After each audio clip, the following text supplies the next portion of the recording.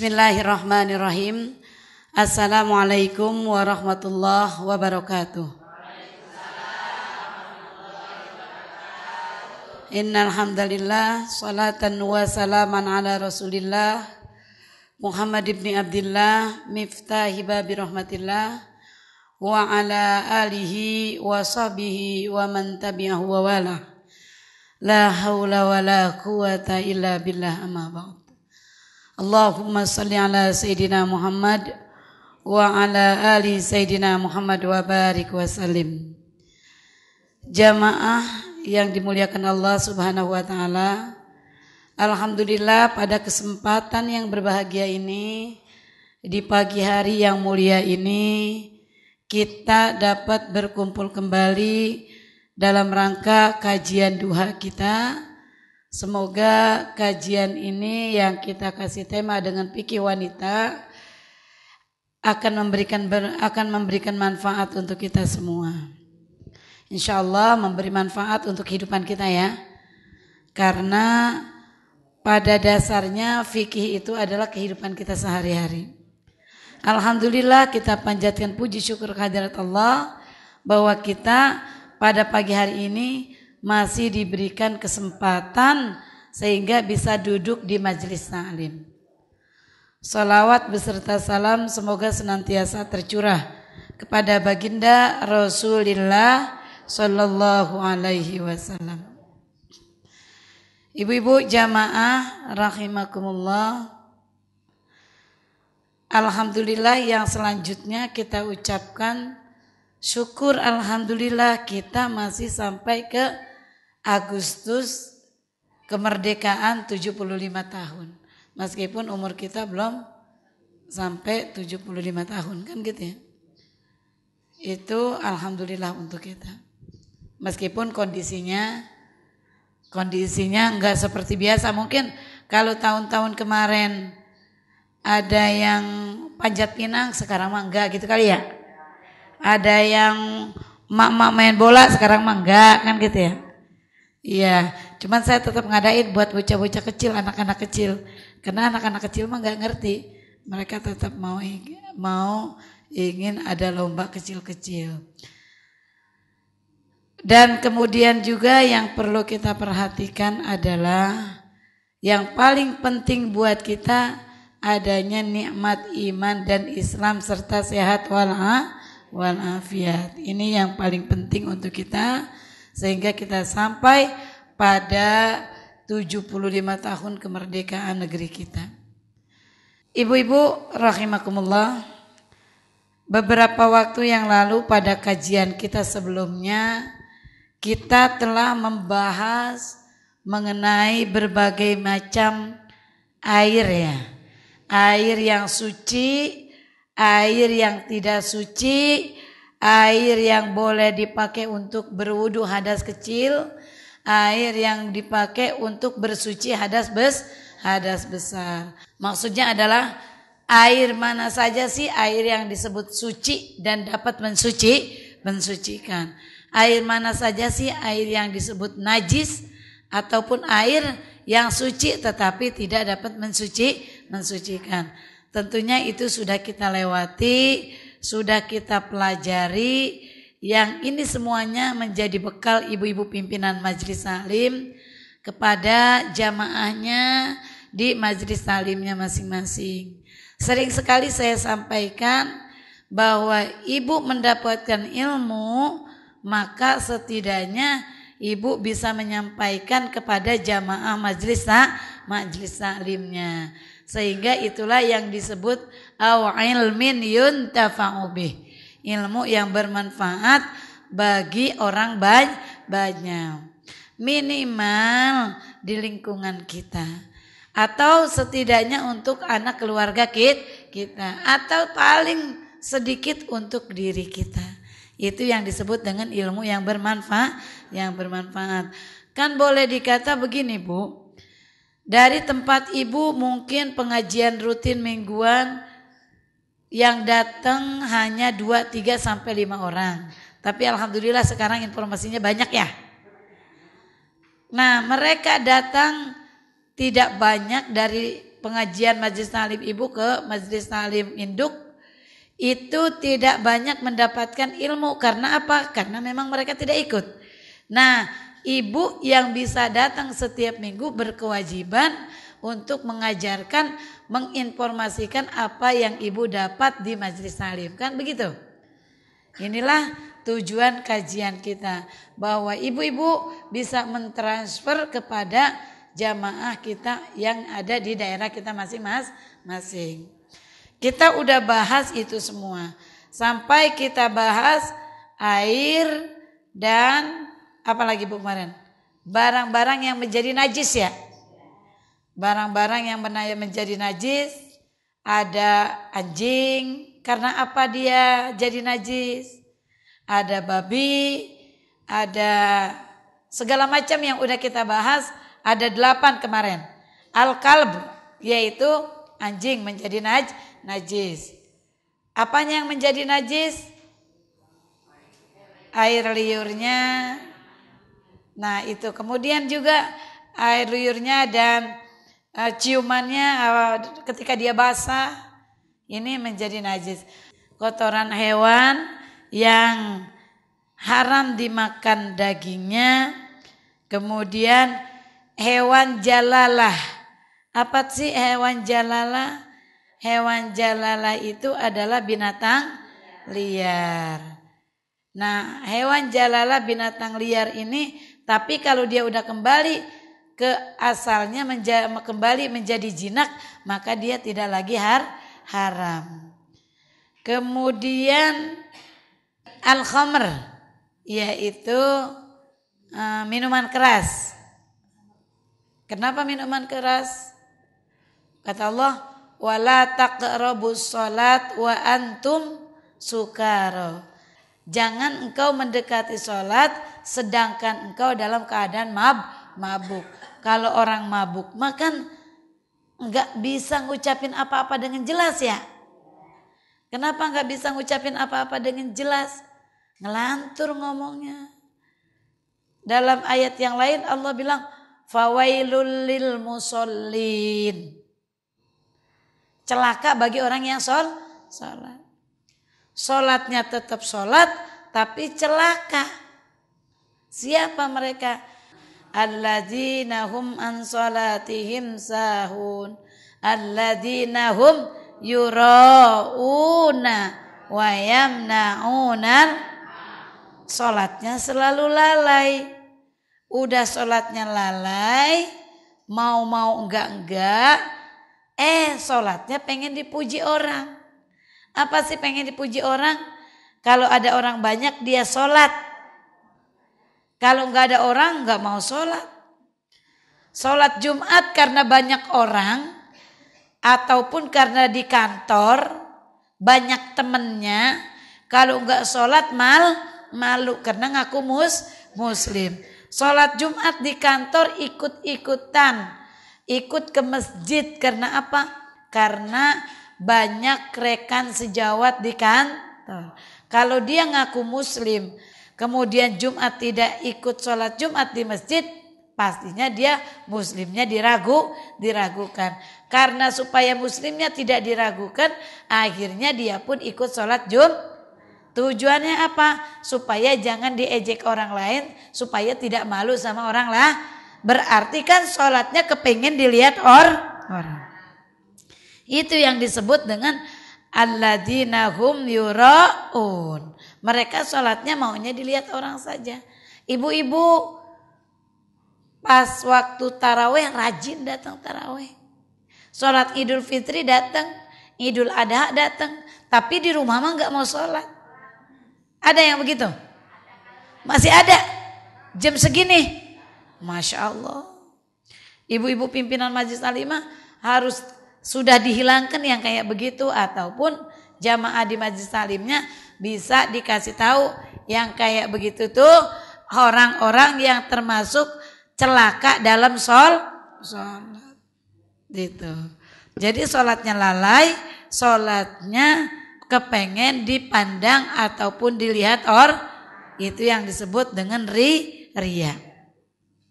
Nah ini orang yang minum khamr dalam keadaan mabuk, pastinya khamr yang memabukkan ya.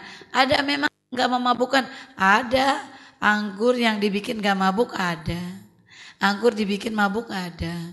Jadi khamr yang memabukkan itu orang yang dalam keadaan mabuk karena minuman yang memabukkan, maka dia wala taqrabus sholat wa antum sukaro.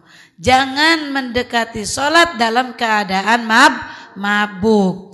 Mabuk itu termasuk orang juga yang disebut dengan lalai sholatnya. Orang yang disebut dengan celaka sholatnya. Saya udah sholat rajin banget, kenapa masih celaka? Kenapa masih celaka sholat saya? Kenapa saya disebutnya orang yang celaka? Padahal saya selalu melaksanakan ibadah sholat kan gitu. Ternyata sholatnya itu pengen dipuji orang. Sholatnya pengen dilihat orang. Sholatnya udah lalai, mau tidak. Sementara sholat itu adalah yang menyelamatkan kita pertama kali. Itu. Sehari semalam 5 waktu minimal. Ini khamr. Jadi khamr itu luar biasa. Ini akan menghancurkan. Khamr itu luar biasa dan akan menghancurkan sholat. Jangankan khamr, kita sholat yang lalai aja disebut celaka. Sholat yang pengen dilihat orang aja disebut celaka. Apalagi sholat yang dalam keadaan mabuk. Yang selanjutnya adalah al-wadi, al-mazi, al-mani. Ini gak usah kita bahas lebih lanjut lagi ya. Udah kemarin ya. Kan yang atas tadi semuanya udah kita bahas beberapa waktu yang lalu ya. Cuma kita mereview saja. Yang sekarang kita masuk adalah air seni atau air kencing manusia dan muntah manusia. Nah sekarang air kencing manusia ini najis apa bukan? Kita harus tahu. Kata Rasulullah SAW, tanazzahu minal baul fa in ammata adabil qabri minal baul. Bersucilah kalian semua dari air kencing, dari air seni, dari pipis, air pipis kan gitu kan. Bersucilah artinya cebok. Lagi-lagi kita bahas fikih ya. Kalau fikih mah udah given lah, karena urusan kehidupan diri kita. Karena ini jadi patokan guidance buat kita, petunjuk buat kita. Tanazzahu minal baul. Bersucilah dari air kencing. Artinya cebok. Ini kadang-kadang laki-laki yang kadang-kadang pipisnya kagak cebok. Ya Pak Agus ya. Asal jadi. Ini harus hati-hati. Kenapa harus hati-hati? Fa in ammata adabil qabri minal baul. Karena sesungguhnya kebanyakan atau pada umumnya siksa dalam kubur itu bukan karena siksa durhaka kepada Allah, bukan karena siksa musyrik kepada Allah, bukan siksa karena jolim kepada orang lain, bukan siksa karena tukang mengadu domba, tukang namimah, bukan. Tapi siksa yang ada di dalam kubur itu kata Rasulullah pada umumnya gara-gara pipis kagak gara-gara kencing enggak karena ujubillah Bu. Iya, disiksa oleh Allah gara-gara kita pipis enggak Mungkin kalau perempuan mah enggak enak ya kalau pipis enggak cebok ya. Gatel ya. Tapi kalau laki-laki nih, Galuh, Pak Agus, Mas Tono,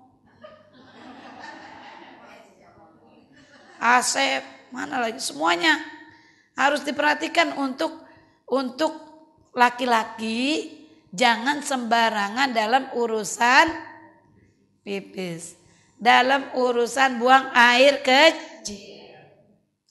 Jadi laki-laki dan perempuan Tetap dalam urusan buang air kecil, pipis itu harus dibersihkan, disucikan.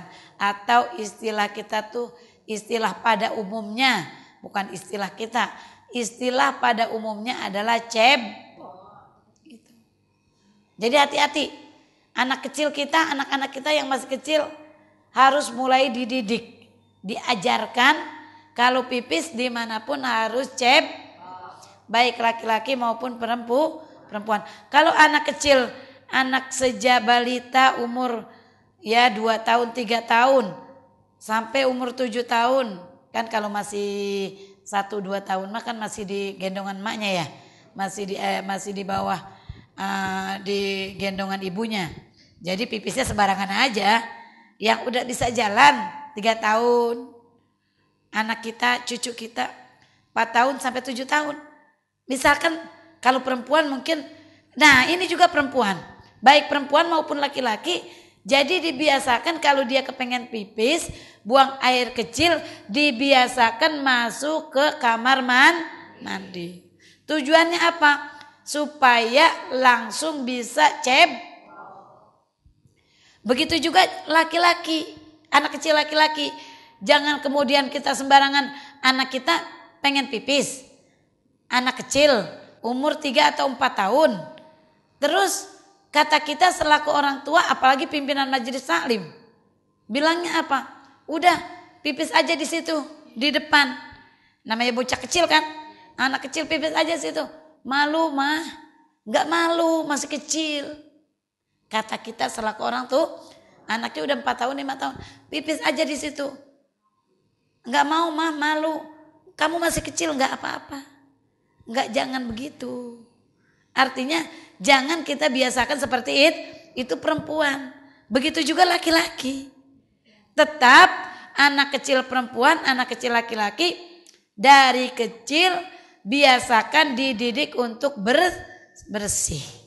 Jadi kalaupun dia minta pipis, ayo kita cari toilet. Kalau di luar, kita cari kamar mandi. Untuk apa? Untuk membiasakan dia berlaku bersih. Karena kalau tidak biasa, apapun itu sulit, udah besarnya dilaksanakan. Jadi kalau dia masih kecil, udah dibiasakan. Ketika dia kepengen pipis, dia cari toilet, dia cari kamar mandi, dia lari.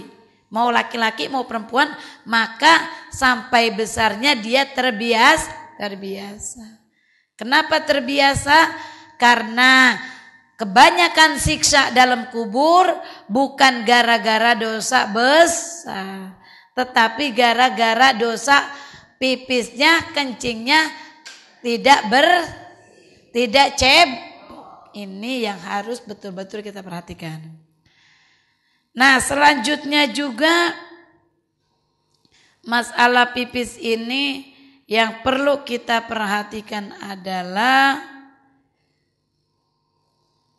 jangan sembarangan di tempat dilewatin orang. Ataupun ya boleh dikata pipis, buang air kecil sama buang air besar mirip-mirip lah. Kadang-kadang kan kita mungkin kebelet ya. Kalau perempuan mungkin masih agak bisa ditahan. Kalau perempuan masih agak santun sedikit. Kenapa? Dia berupaya keras untuk menahannya. Sampai dia temukan toilet. Tapi kadang-kadang mohon maaf laki-laki. Saya suka lihat di jalan. Kita di dalam mobil. Terus di pinggir jalan orang berhenti. Mau ngapain? Buang air kecil di samping mobilnya. Ya. Itu enggak bagus. Su'ul adab. Dan dilarang oleh Rasulullah SAW. Cari tempat yang jauh dari keramaian manusia. Ini adab dan ini adalah aturan Islam. Yang betul-betul menjaga kesopanan. Jangan orang lagi pada lewat lalu lalang, dia melipir cari tempat yang agak sepi dia pipis. Cari tempat yang jauh. Cari kamar cari toilet. Dikasih tahu ya kepada rekan kita, jamaah kita, saudara kita, mungkin suami kita, naudzubillah, terus anak kita laki-laki, didik mereka. Jangan mentang laki-laki merasa gampang, seenaknya. Iya. Nah itu terkait dengan pipis. Yang harus kita perhatikan adalah kebanyakan siksa kubur. Bukan dari dosa tapi gara-gara buang air kecil enggak Tuh kuncinya. Kemudian selanjutnya adalah darah. Darah ini darah apa sih yang disebut najis? Darah najis itu darah haid, darah nifas, kemudian darah binatang yang disembelih, banyak kurban tuh ya. Saat kita kurban darahnya itu najis. Darahnya itu najis. Kecuali kita kecipratan sedikit dah. Misalkan baju kita kena sedikit, kita pakai sholat masih dimaklumi. Tapi kalau darahnya itu menyembelih ataupun kita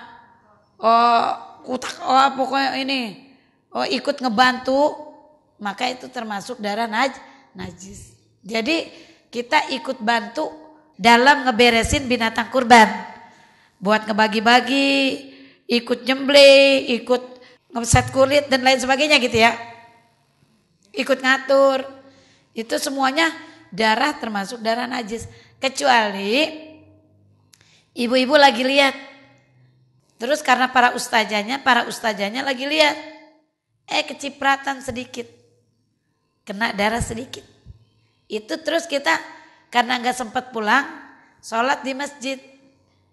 Nah, kalau kita tahu ada darah itu, maka kita cuci. Terus kita sholat. Jikapun kita tidak tahu karena itu sedikit, ke bawah sholat itu masih dimaklumi. Darah haid, darah nifas, darah haid itu paling sedikit 1 hari, 3 hari, wa ghalibuha sab'atu ayyam, pada umumnya 7 hari, paling banyak 15 hari itu darah haid. Udah 15 hari darahnya masih keluar terus, kita enggak KB, maka 15 hari darah masih keluar terus, maka itu disebut darah penyakit. Namanya istihadah. Itu boleh sholat? Boleh. Harus ditutup, harus disumpel. Jangan sampai terkena baju atau terkena kain sholat kita. Kalau sekarang mah udah banyak pembalut ya. Zaman Rasulullah mah kan gak ada pembalut. Jadi gak bisa, pokoknya kalau udah lewat dari 15 hari disestempel aja tuh. Jadi kata Rasulullah sholat, tetapi itu ditutup, dijaga pakai kain supaya jangan berceceran kena kain sholat. Karena itu udah darah penyakit. Terus bagaimana yang darah nifas sampai 40 hari atau bahkan sampai 60 hari itu masih tetap darah nifas. Paling banyak darah nifas itu kan 60 hari. Nah kemudian gimana yang KB? Nah ini dia. Yang KB ini kadang pendarahan terus. Karena KB itu adalah sesuatu yang baru sekarang juga. Kan zaman Rasul mah gak ada kali KB. Zaman nenek-nenek ibu-ibu juga gak ada kali KB. Buktinya anaknya ibunya ibu banyak banget. Ada yang 12, ada yang 14 ya. Nah itu mah udah kagak pakai KB deh tuh. Ya kan? Nah KB semuanya. Itu gimana caranya? Buat perempuan yang KB ini, yang masih KB, ikuti kebiasaan dia haid. Kan waktu normal belum KB, biasanya nggak pernah tuh haid itu sampai 15 hari.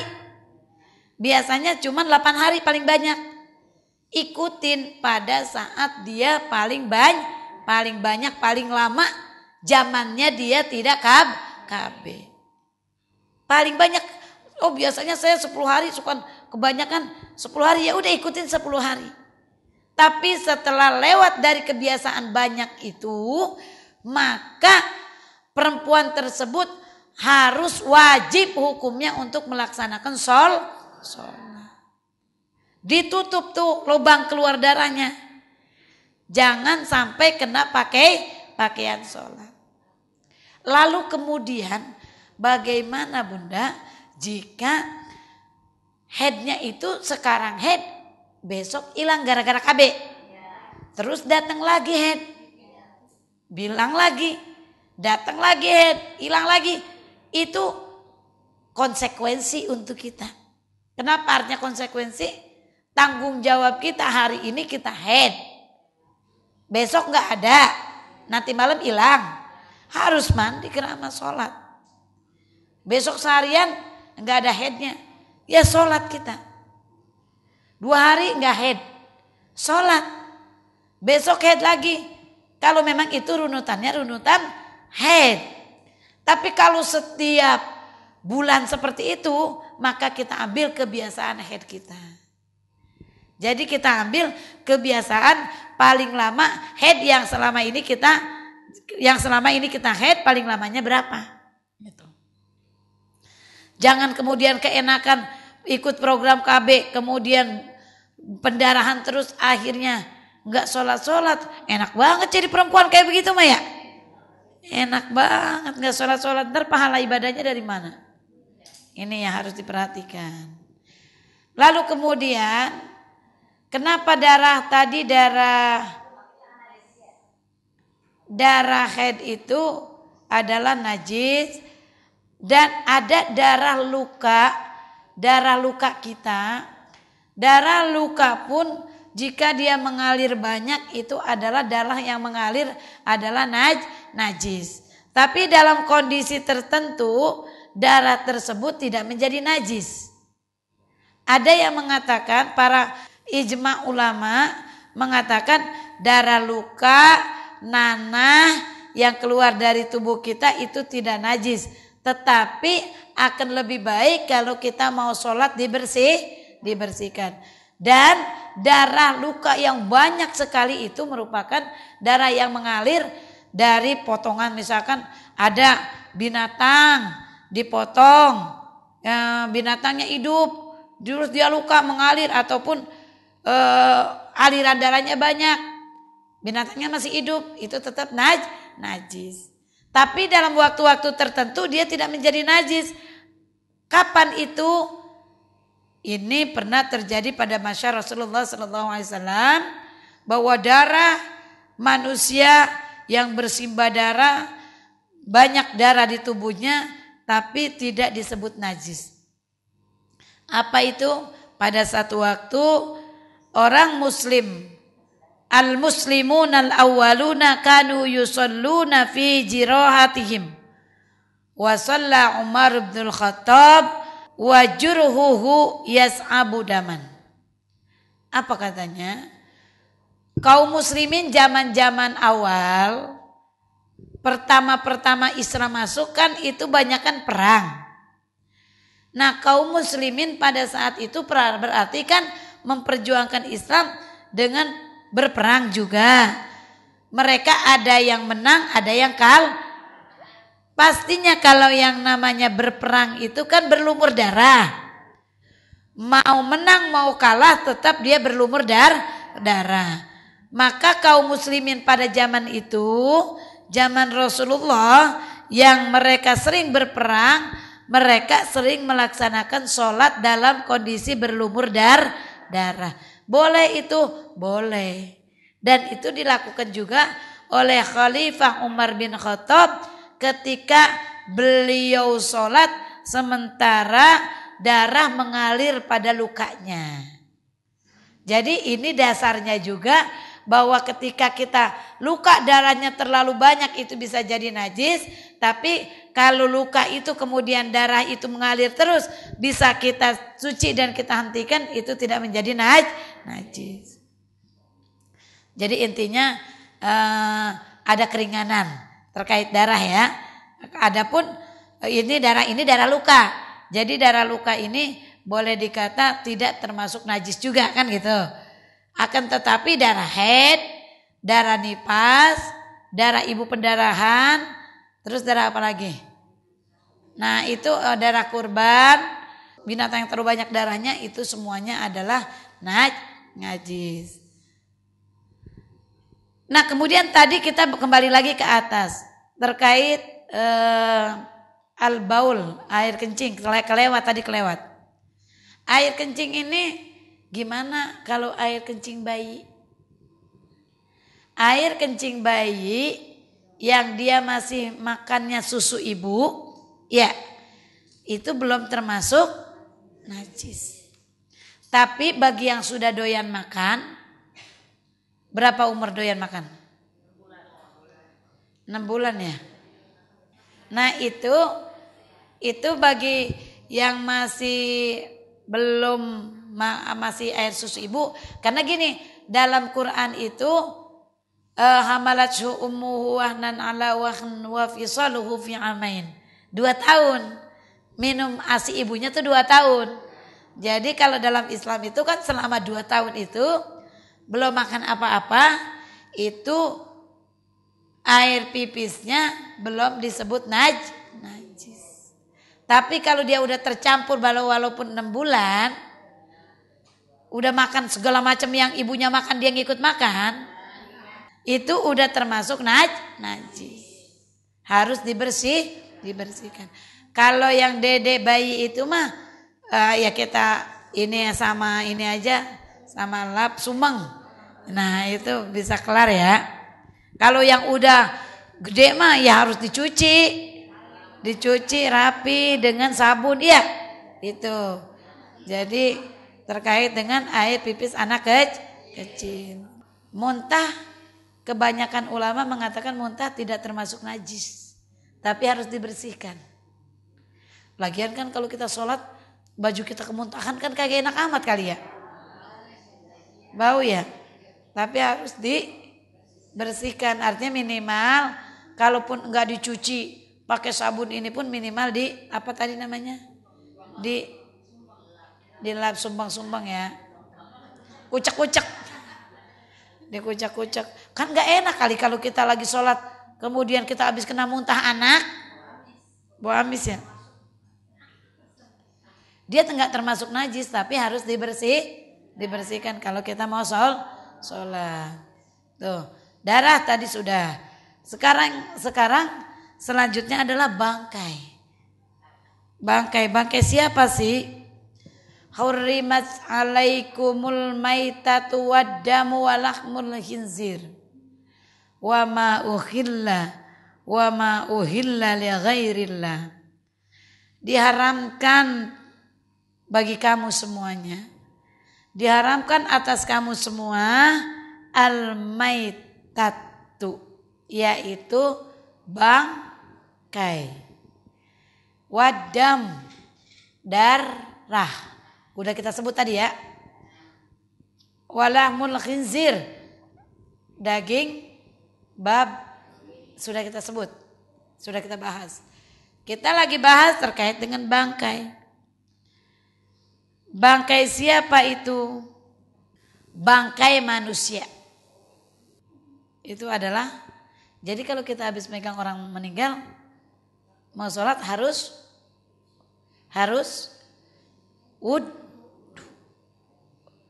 Makanya kan kalau kita habis pegang mayit, kita diperintahkan untuk cuci tangan ya. Karena itu udah bangkai, berarti kita akan menjadi najis. Kita yang suci kayak begini manusia, mintin ilatin. Kita berasal dari tanah, ahsanut takwim. Kita berasal dari tanah, diciptakan dengan penciptaan yang bagus, bentuk yang bagus, bentuk yang seimbang, cantik, rupawan, molek, indah. Tapi satu waktu kita akan menjadi bangkai. Kita akan menjadi najis. Kalau kita habis pegang bangkai, kita mau sholat, maka kita harus wudhu. Bangkai siapa? Bangkai manusia. Bangkai siapa lagi? Bangkai binatang yang memang tidak dari potong. Beda dengan ayam yang dipotong. Itu enggak bangkai. Bangkai itu adalah barang makhluk Allah yang meninggal ataupun makhluk Allah yang mati. Kita melihat kambing kita lagi malam bunyi-bunyi. Binatang kita, sapi kita lagi malam bunyi-bunyi terus. Pas subuh kan kita enggak lihat tuh karena jauh tempatnya dari rumah kita, agak jauh sedikit, tapi bunyi-bunyi terus. Pas udah subuh kita lihat, karena kita ngedengar bunyinya enggak terlalu lama, kita sangka, kita kira, oh bunyinya tidak terlalu lama, berarti tidak apa-apa kan gitu. Enggak taunya sapi kita atau kambing kita bunyi tidak terlalu lama, pas subuh, habis sholat subuh kita lihat. Ternyata binatang kita itu mati. Pagi-pagi sudah mati. Apalagi sudah kaku. Itu disebut bangkai tidak? Bangkai. Maka dia tidak boleh dimakan. Walaupun itu walaupun kita sayang sekali. Enggak boleh kemudian dipotong, kemudian direncah-rencah. Dibagi-bagi dagingnya dijual ke pasar. Jangan. Haram. Baik kambing maupun sapi. Begitu juga ayam. Ayam kita, waduh bunyi-bunyi, lagi malam jam 3. Dikira kita maling. Ayamnya diculik orang. Enggak taunya pas pagi ayam itu mati. Kata kita, ih sayang, ayam jago saya mati. Saya potong aja ah. Terus saya masak. Boleh enggak? Enggak boleh itu bangkai. Dipegangnya pun najis. Itu udah menjadi najis, artinya najis enggak boleh dimakan. Jangankan itu. Kata Rasulullah, sebagian tubuh manusia, sebagian tubuh binatang yang terpotong itu pun termasuk najis.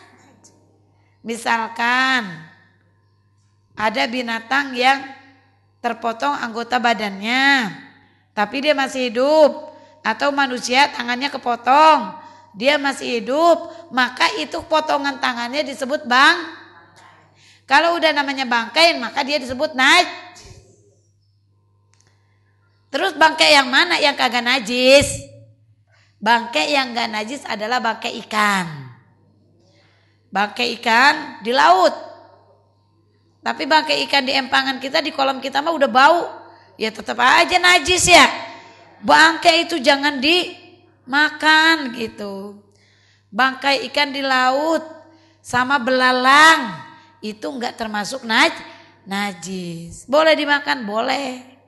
Tapi kalau di kolam kita matinya barusan aja ya enggak apa-apa kan gitu. Tapi kalau matinya udah lama mah ya jangan juga kali. Ya, ini mah saking sayangnya main ambil aja semuanya. Milih makan itu. Kulu washrabu min thayyibat. Makanlah dan minumlah dari yang baik. Kalau makanannya kita halal, baik, halalan thayyiba, minumannya halalan thayyiba, maka itu membawa kita mudah untuk masuk surga, membawa kita mudah untuk diterima doanya. Dan membuat kita untuk tidak malas ibadah.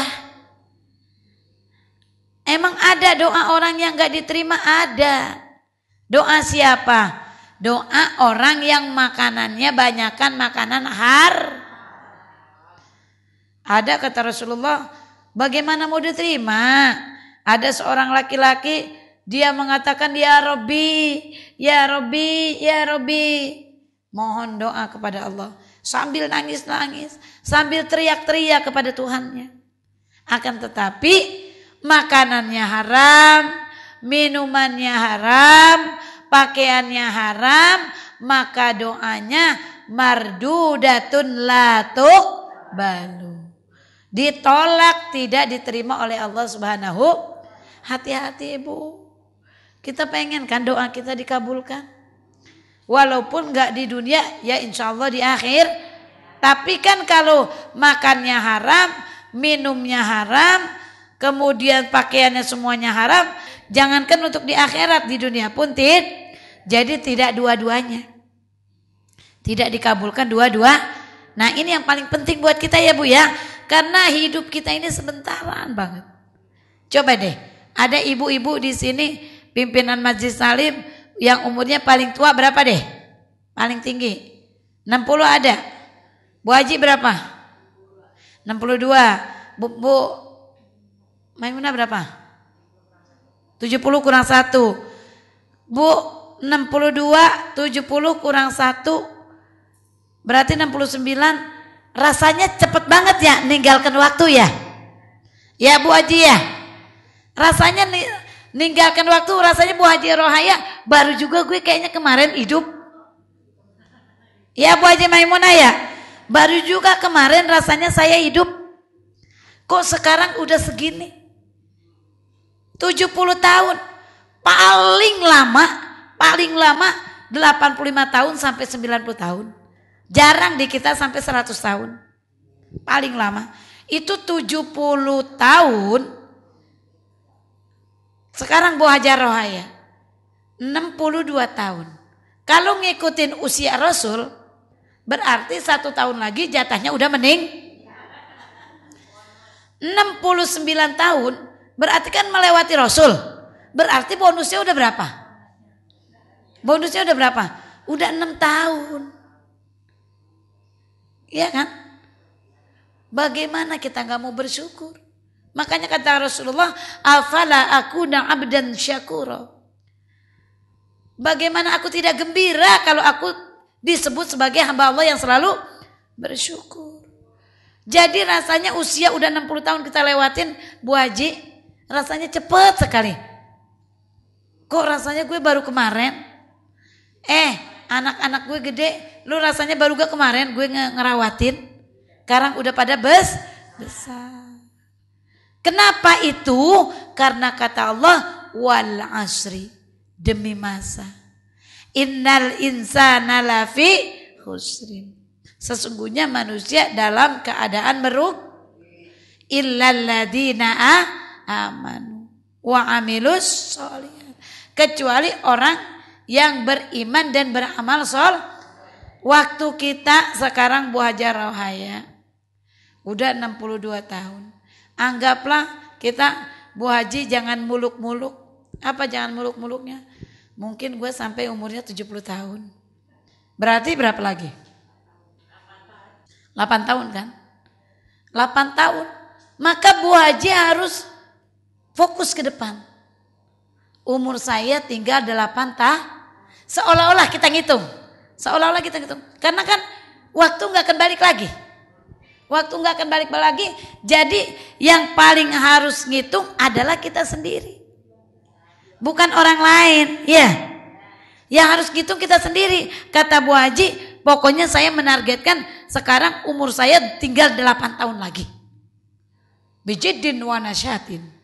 Betul-betul Bu Haji Rohaya sungguh-sungguh qiyamul lailnya. Bu Haji Rohaya sungguh-sungguh sholat 5 waktunya, pengajiannya, sodakohnya, punya tabungan banyak, punya harta tanah banyak. Mendingan juga sekarang saya jual, bagi-bagikan ke anak, sisanya untuk saya sodakoh.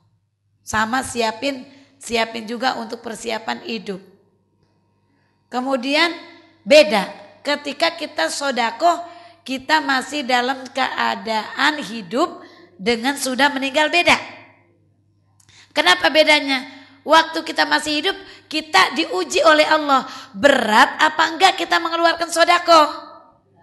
Berat apa enggak kita mengeluarkan jariyah? Berat apa enggak kita mengeluarkan zakat? Nah, kalau kita udah mati, baru deh anak kita bilang mau mensodakohkan, mau menzariakan untuk orang tuanya yang meninggal dunia. Beda itu pahalanya, meskipun tetap berpahala. Tapi beda sama yang kita keluarkan sendiri. Orang kaya banget, semua harta dia miliki di dunia ini, dia nggak mau sedekah. Maka ketika dia udah meninggal, apa ngomongnya? Laula akhartani ila ajalin qarib fa asaddaq wa akum minas sholihin. Allah, kalaulah aku dikasih waktu sedikit lagi saja, jangan banyak-banyak nih, jangan sampai 1 minggu. Aku dikasih waktu, ditangguhkan aku hidup 1 hari saja ya Allah. Laula akhartani ila ajalin qarib, sedikitlah waktunya, aku sedikit aja, nggak banyak-banyak. 1 hari aku dihidupkan lagi. Fa asaddaq wa akum minas sholihin. Pasti aku akan sedekah dan aku akan menjadi hambamu, akan menjadi orang-orang yang soleh. Kenapa? Karena saking bedanya antara sedekah yang dilakukan sendiri dengan sedekah yang dilakukan oleh orang lain atau anak untuk kita. Itu. Jadi kembali kepada kita, apapun kita rasanya kok baru kemarin kita meninggalkan dunia kita. Rasanya baru kemarin cepet banget, cepet sekali. Sekarang kok usia saya udah 60 tahun. Usia saya udah 70 tahun. Tapi kalau kita nunggu ke depan rasanya lama sekali. Satu waktu kita akan menjadi bangkai. Satu waktu kita akan menjadi najis. Mau gak mau itu akan kita hadapi. Ini. Jadi kenapa tadi saya sampaikan potongan bangkai manusia, bangkai binatang, artinya potongannya tapi dia masih hidup, itu potongannya termasuk bangkai, termasuk najis juga, karena konteksnya bangkai itu selain ikan dan as-samak wal jarod, ikan dan belalang itu halal, bangkainya dimakan. Tapi kalau apalagi bangkai manusia kagak boleh dimakan. Tapi bangkai binatang yang lain, ayam, kambing, itu dimakan haram, najis hukumnya. Gak boleh. Nah, kenapa potongan binatang yang masih hidup kakinya kepotong itu juga disebut bangkai? Sebagaimana sabda Rasulullah sallallahu alaihi wasallam, qala Rasulullah sallallahu alaihi wasallam, makuti aminal bahimah, apa saja yang dipotong dari binatang, kata Rasulullah, wahya hayatun, dan dia masih hidup, fahiyal mayyitah, maka dia tetap disebut sebagai bangkai. Ini hadis yang diriwayatkan oleh Abu Daud dan Tirmidzi. Jadi ada binatang kambing kita, satu kakinya copot, tapi ngedengarnya kesian banget ya. Satu kakinya copot, tapi kambingnya masih hidup, maka dia disebut tetap bangkai. Kata siapa? Kata Rasulullah. Gitu ya. Iya, kasihan banget, padahal dia punya tangan itu di depan 2. Kita sebutnya kaki belakang, kaki depan. Kemudian yang selanjutnya adalah kita tuntaskan dulu terkait dengan masalah najis ya, anwa'un najasah. Ada lagi adalah yang 12, air sisa minum. Nah, air sisa minum siapa? Apakah air sisa minum Pak Agus? Itu gak boleh. Apakah sisa minum ibu-ibu gak boleh? Apakah sisa minum ayam gak boleh? Air yang disebut najis, sisa minum itu adalah sisa minum binatang. Idza syaribal kalbu fi ina'i hadikum falyaghsilhu sab'an. Itu hadis riwayat Imam Bukhari. Hadis riwayat Imam Bukhari, apa katanya? Idza syaribal kalbu fi ina'i ahadikum, jika ada anjing minum di bejana, di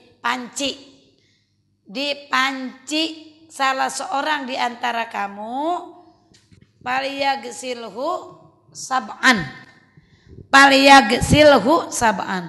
maka cucilah dengan 7 kali cuci pakai sabun. Bahkan salah satunya pakai Jadi air bekas minum anjing, air bekas minum babi itu najis.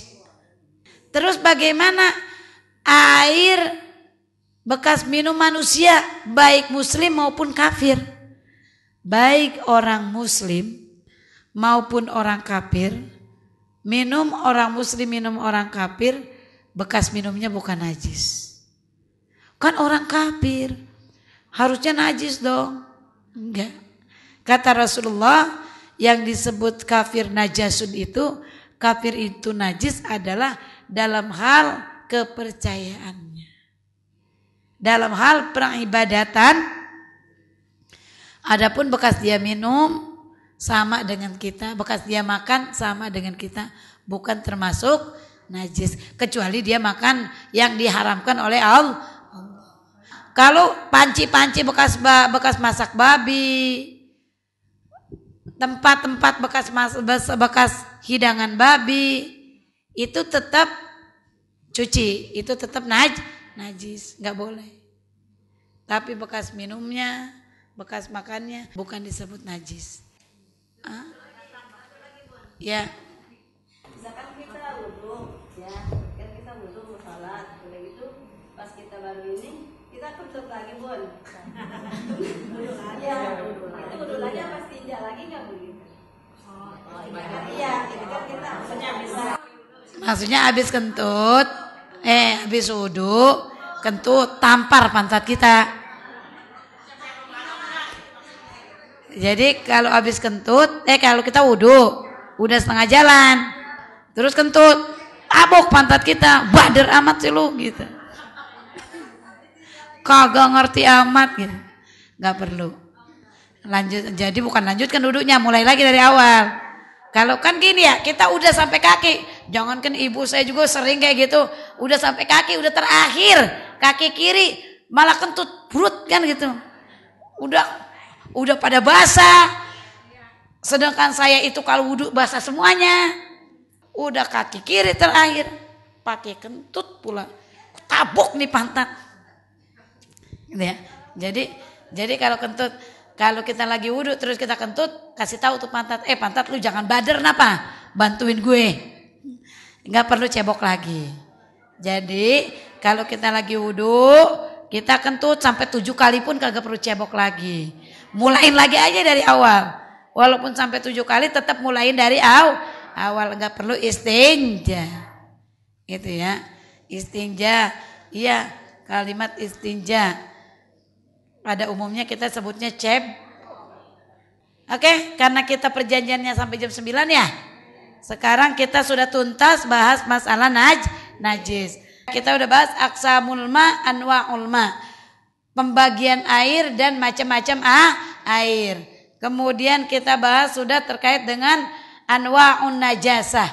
Macam-macam najis. Macam-macam najis ini udah kita tuntaskan, macam-macam air udah kita tuntaskan, dan insya Allah kita masuk nanti ke dalam urusan yang tadi, bersihnya diri kita.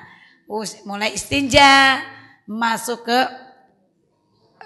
kamar mandi, apa saja yang boleh, apa saja yang tidak, sampai pada tata cara berwudu yang baik. Kenapa tata cara berwudu yang baik? Karena sholat kita pintu gerbangnya itu adalah wudu. Kalau wudunya nggak bagus, kalau wudunya nggak sempurna, maka sholat kita sempurna tidak? Tidak, karena wudu dululah yang harus dibaguskan. Wudu dululah yang harus disempurnakan. Insya Allah pada pertemuan selanjutnya akan kita bahas terkait dengan urusan kita bersuci sampai pada wudu. Mudah-mudahan kajian kita ada manfaatnya pada pagi hari ini. Kita tutup dengan pembacaan kafaratul majlis. Subhanakallahumma wa bihamdik asyhadu an la ilaha illa anta astaghfiruka wa atubu ilaik. Kurang lebihnya mohon dibukakan pintu maaf yang seluas-luasnya. Assalamualaikum warahmatullahi wabarakatuh.